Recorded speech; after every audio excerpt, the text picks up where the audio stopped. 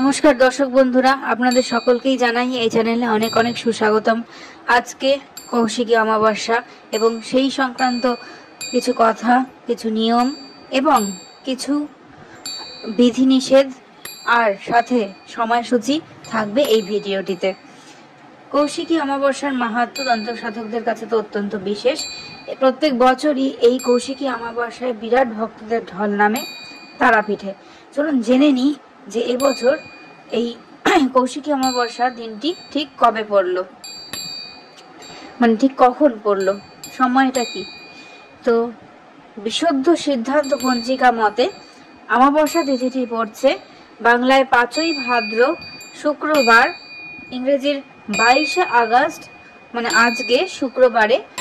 সময় সকাল 11:58 থেকে শুরু হচ্ছে এবং 5ই ভাদ্র 22শে আগস্ট শুক্রবার অমাবস্যার নিশি পালন হচ্ছে এবং অমাবস্যা তিথিটি শেষ হচ্ছে বাংলায় 6ই ভাদ্র শনিবার 23শে আগস্ট শনিবার দিন সকাল 11:37 এবং গুপ্ত প্রেস পঞ্জিকা মতে এই অমাবস্যা তিথিটি থাকছে বাংলা 5ই ভাদ্র শুক্রবার 22শে আগস্ট সকাল 11:54 থেকে শুরু করে এই দিনই হচ্ছে অমাবস্যার নিশি পালন এবং শেষ হচ্ছে 6ই ভাদ্র শনিবার 23শে আগস্ট 12:22 তো এবার চলুন জেনে নিই এই দিন আপনাদের কি কি পালন করার কর্তব্য এবং এর সম্পর্কিত কিছু কথা আপনাদের সাথে ভাগ করে নিই।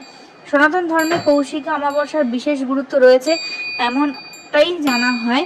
কথিত আছে পুরা যুগে শুম্ভ নিশুম্ভ নামে দুই অসুরের অত্যাচারে অতিষ্ঠ হয়ে উঠেছিল দেবকুল। সে সময় তারা মহাদেবের শরণাপন্ন হন। মহাদেব দেবী দুর্গাকে শুম্ভ নিশুম্ভকে বধ করার অনুরোধ করেন। সেই মতো দেবী দুর্গার কোষ থেকে দেবী কৌশিকীর উৎপত্তি হয়। দেবী কৌশিকী এরপর শুম্ভ নিশুম্ভকে বধ করেন। এই দিনই ছিল অমাবস্যার তিথিটি। দেবী কৌশিকী শুম্ভ নিশুম্ভকে বধ করে দেবতা কুলকে রক্ষা করেছিলেন, তাই এই অমাবস্যা কৌশিকী অমাবস্যা নামে পরিচিত। এবার বীরভূমের মধ্যে রয়েছে 5টি সতীপীঠ, আর এই 5টি সতীপীঠ যেমন রয়েছে তেমনই রয়েছে একটি সিদ্ধপীঠ যার নাম তারাপীঠ। এমনিতে প্রত্যেক দিন এই তারাপীঠ চত্বরে কয়েক হাজার পর্যটক এবং দর্শনার্থীদের সমাগম তো ঘটেই, তবে তারাপীঠের সবচেয়ে বড় উৎসব হলো ভাদ্র মাসের এই কৌশিকী অমাবস্যা। তারাপীঠ কৌশিকী অমাবস্যা তিথিতে আড়ম্বরের সাথে মায়ের পুজো করা হয়ে থাকে।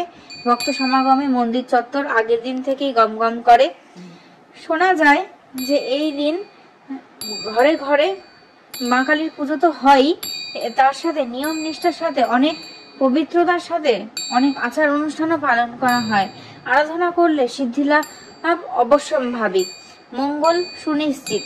এই পুজোর মাহাত্ম্য এবং সঠিক নিয়ম কানুন জেনে নিই।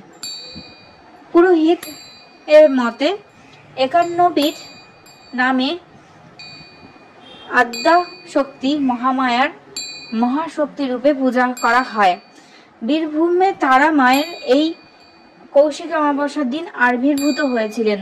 তার সন্তান বামদেবের সঙ্গে যে লীলা তা আমরা সকলেই জানি। মাকে যখন মহাদেব কালী বলে ডাকতেন, মা তখন রেগে গিয়েছিলেন।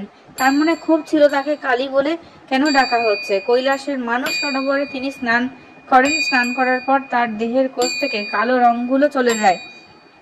সূর্যের আলোয় মানস সরোবরের জল মায়ের রূপের অদ্ভুত পরিবর্তন হয়। এক উজ্জ্বল জ্যোতি তৈরি হয় মায়ের রূপে।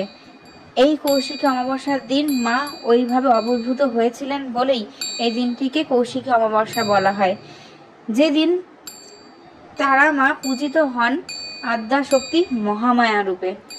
নিয়মকানুন বিষয়ে পুরোহিতরা বলেন, অমাবস্যার দিন বিশেষ করে রাতেই তো হয়। এই দিন রাতে না পারলে সূর্যাস্তের পরেও অনেকে মায়ের পুজো করার বিধান দিয়ে থাকেন। ব্রতীরা উপবাস করবেন, নির্জলা উপবাস করলে ভালো, কিন্তু শারীরিক অসুস্থতার কারণে ছাতুর জল, মিছরির জল, ডাবের জল এসব আর ফলাহার, লাল চা এসব খেতে পারেন। আসল হলো ভক্তি। যেখানে ভক্তি সেখানেই সবকিছু কিন্তু বিগলিত হয়। যেখানেই করুন না কেন, ভক্তি না করলে কিন্তু মা পুজো গ্রহণ করেন না। জবার মালা, বেলপাতার মালা, অপরাজিতার মালা, এই 3 রকমের মালা তো লাগবেই। পরিষ্কার 108টি বেলপাতা দিয়ে হোম যজ্ঞ করুন। নিম্নমানের জিনিস দিয়ে মায়ের পুজো করা ঠিক নয়।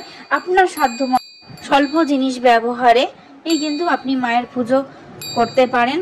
যা আমি খেতে পারবো না, ব্যবহার করতে পারবো না, তা কিন্তু মাকে কখনোই অর্পণ করবেন না। শাস্ত্রীয় বিধান মেনে মাকে নিয়ে আসা হয়, তার প্রাণ প্রতিষ্ঠা করা হয়, পুজো করা হয়, হোমযজ্ঞ ভোগ সবই নিবেদন করা হয়। বিসর্জনের জন্য যোনি মুদ্রা মাকে প্রদর্শন করে মাকে বলা হয়, মা তুমি যেখান থেকে এসেছো সেখানেই ফিরে যাও। এইটাই বিসর্জনের সময় বলা হয়ে থাকে। বিসর্জন তো মন থেকে হয় না, কিন্তু মাকে শাস্ত্রবিধি অনুযায়ী এই পুজোর শেষে বিসর্জন তো দিতেই হয়। এইবার আপনারা কি করবেন সেই নিয়মগুলো সম্পর্কে আমরা জেনে নিই। এই দিন গঙ্গা স্নান করুন, স্নান করে সূর্য দেবতার প্রণাম করুন। 2 দিন উপবাস রাখতে পারলে খুবই ভালো হয়, কিন্তু সেটা না পারলে 2 দিন ভুলো আমিষ খাবেন না। তারা মায়ের পায়ে সিঁদুর এবং লাল জবা নিবেদন করুন। এই অমাবস্যা তিথিতে সন্ধ্যের পর বাড়িতে সদর দরজার সামনে 2টি তিলের প্রদীপ জ্বালান। দরিদ্র মানুষকে সামর্থ্য মতো কিছু দান করুন।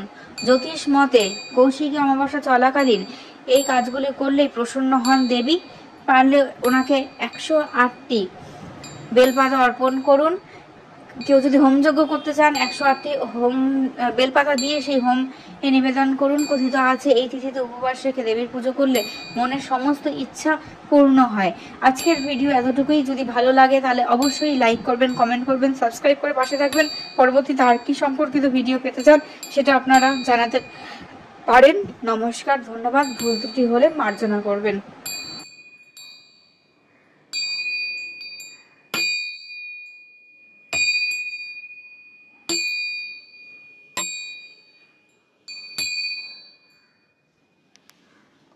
হুম।